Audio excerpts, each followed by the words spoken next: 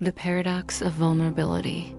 Why true connection requires the courage to be seen, the counterintuitive mystery.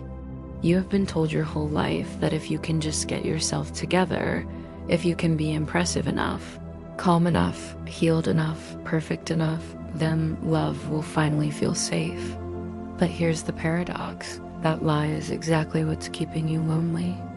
We spend years building emotional armor, polished personas, curated identities, strategic silence, believing it will protect us. But somewhere along the way, the armor stops being protection and becomes a prison. Because intimacy doesn't grow in the places where you're strong. It grows in the places where you're scared. It grows in the gaps you're terrified to show. And today, we're going to dismantle the myth that perfection earns connection and reveal why the courage to be seen is the only path to the closeness you're craving. The psychological shift. We're living in an era of emotional perfectionism. Being fine has become a survival strategy. You know the script. How are you? I'm good, even when you're not. We've learned to treat emotional honesty like a liability. We fear that if people see the real us, the messy us, the uncertain us, the grieving us, they'll pull away. So we negotiate for love by offering the most polished version of ourselves. But here's the paradox. The very thing you're hiding is the only bridge to the intimacy you want. Connection requires friction. It requires the uncomfortable space where your need for safety meets your desire for love. And that friction is the birthplace of vulnerability, the illusion of the perfect shield. Let's talk about why we default to emotional perfectionism, especially now. We have digital identities, highlight reels, and algorithm-approved versions of ourselves. We've learned to perform instead of relate, and maintaining that facade. It's exhausting. It requires constant monitoring. Did I say the right thing? Do I look put together? Did I reveal too much? Will they still respect me if they know this part? The cognitive load is enormous, and the payoff is tiny. Because the armor that promises safety delivers isolation. It keeps people at a distance. It prevents the one thing we actually want, to be known. Eventually, we realize the shield isn't protecting us. It's blocking us. The great intimacy contradiction. Humans are biologically wired for belonging. Our nervous systems calm in the presence of safe others. We are literally built to connect. But here's the contradiction. The moment we sense the possibility of being judged, our brain fires off alarms. Belonging pulls us forward. Fear pushes us back. So we try to negotiate. Maybe if I show them my strengths and hide my flaws, they'll love me. But connection doesn't happen through highlights. It happens through the places where our humanity touches someone else's humanity. Your flaws are not liabilities, they are touch points.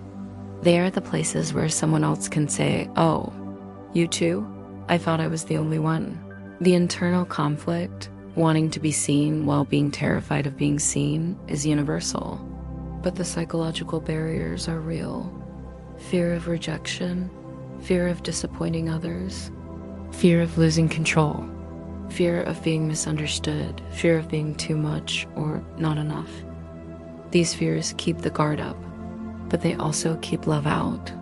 The high cost of emotional safety.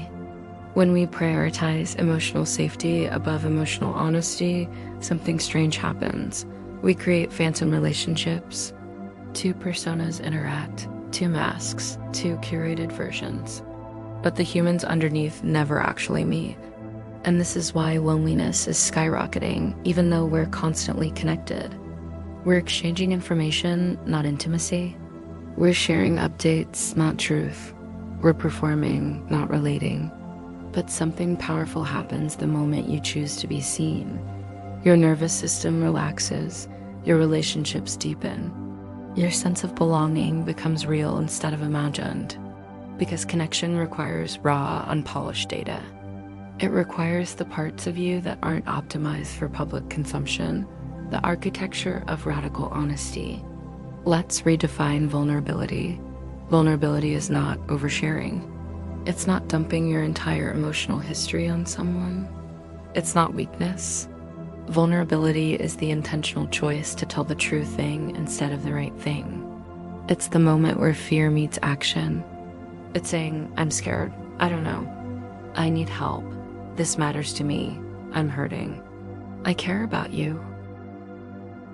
These moments feel terrifying, but they are the strongest foundations for trust. Because honesty is the only thing that makes a relationship sustainable. Without it, you're building a house on sand. Sustaining the courage to be known. Here's the part no one talks about. Vulnerability has a hangover. After you open up, your brain will panic. Why did I say that? Did I overshare? Do they think less of me now? This is normal. This is your nervous system adjusting to a new level of intimacy. Staying open requires resilience. It requires reminding yourself, I am safe. I am allowed to be human. I am allowed to be known. And the reward? Being loved for your messiness instead of your performance. Being valued for your truth instead of your polish. Being held, not for who you pretend to be, but for who you actually are. The call to courage. So here's the invitation. Put down the armor. Not all at once, just enough to let someone in. Because the life-altering connection you're searching for is waiting on the other side of the risk you're afraid to take. True intimacy requires the courage to be seen, and you are worthy of being known.